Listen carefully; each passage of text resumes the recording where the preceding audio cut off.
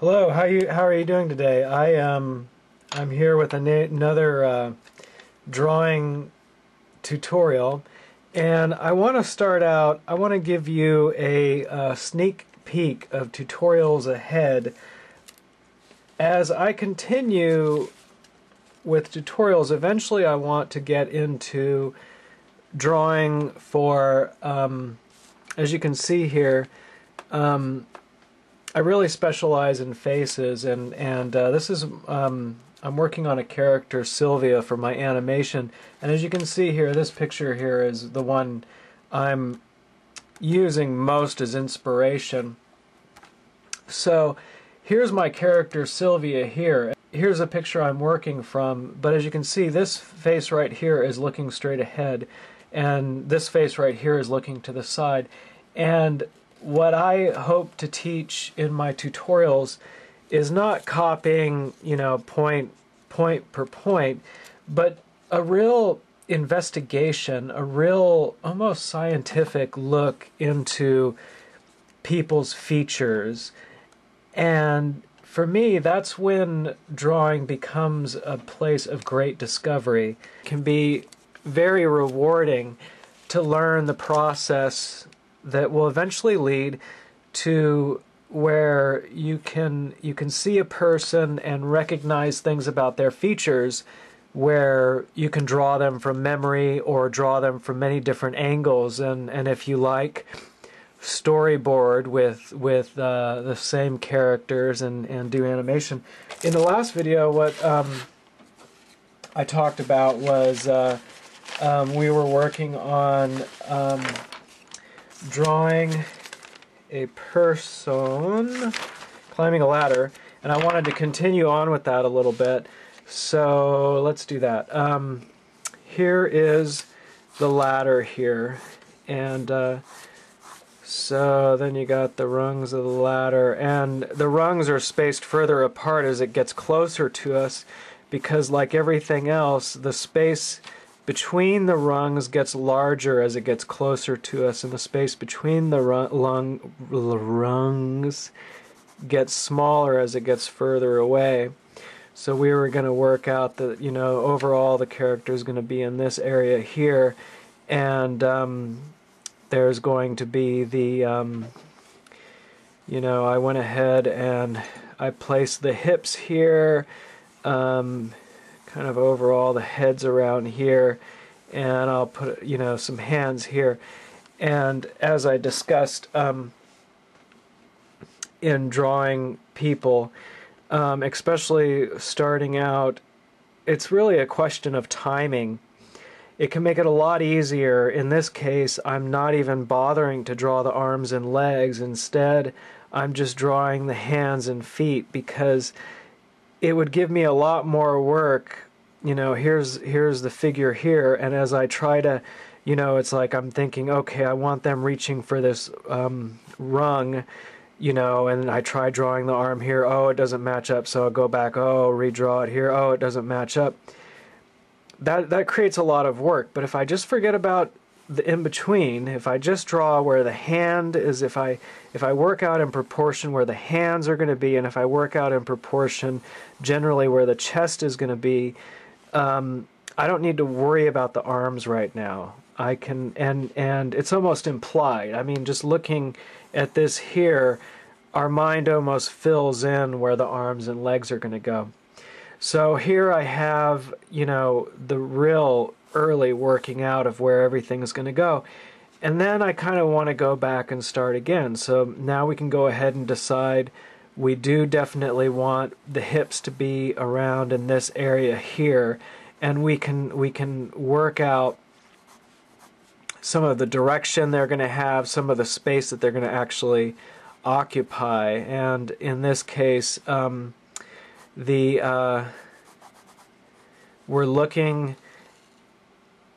using our X-ray vision and looking through the figure and seeing basically the guts would sit on top. We're looking at what would be the top section of the hips, and just in case you're confused, here's here's the person here, here are the legs here, stomach going up this way. We're looking down like that, right on top. Of course, in real life we wouldn't see it, but you know, and then way below here are the feet down here. And now I'm going to tell you right here, most of the time, the head is the last thing we work out. And this right here just kind of helps me out visually with everything else, but this may not be at all where the head's going to go. Usually the head is the last thing we worry about.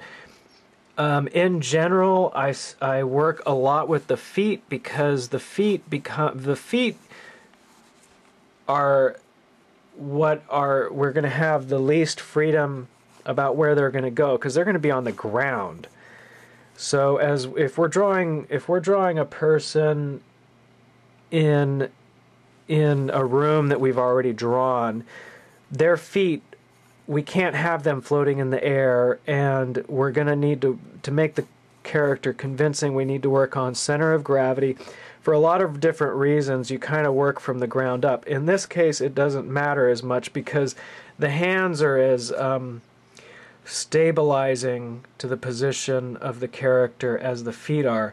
You know, of course, if you have someone, you know, swinging on vines, if you're doing Tarzan, the feet can be as, you could draw the legs and feet last because they're flying in the air more than the hands are. So you'll start to understand this strategy of when we draw what, because we want to create as much freedom of movement on the page for our character. And the best way to do that is a timing. And so working out where the hips and chest barrel, how they're angled and how they're going to go, is kind of what we want to get to. We in this case, we've already kind of worked out where the feet are down here, and now the three posture rule that I use, basically, you know, that's just a phrase. You know, basically you want to tweak, you want to, no matter what, I mean, even if you think you have the posture down perfect, for me it's always helpful to go ahead and try moving things around. You might find something that really has a lot more dynamic, interesting, and it's also a better way of, you want to pull the character out of a 2D space, and the best way to do it is to have the freedom to change its posture. So now we've generalized everything else, and we can start to solidify the chest barrel and hips, and go ahead and start tweaking and moving them around in supposed 3D space. I'm running out of time for this video. I think in the second one I'll continue with this a little bit. And then also, please take the time to visit my animation project at solomation.com. As an artist, it's my labor of love, and a work of art isn't real until other people see it. And so I think all of us artists are seeking an audience, and just by me doing this tutorial, it's really helped a lot. And I'm totally out of time. Hi, so I actually edited so well that I now have time to bring up a few more points here. I would like to say that drawing is mostly about making adjustments to what is already there. So of course starting out is the hardest part, and there's no such thing as starting out getting it right, because you need to have a bunch of different parts, you know, parts of the body down in order to start to adjust them. And so when you're starting out, it's a lot like throwing darts in the dark. There's no, you know, there's no getting it right.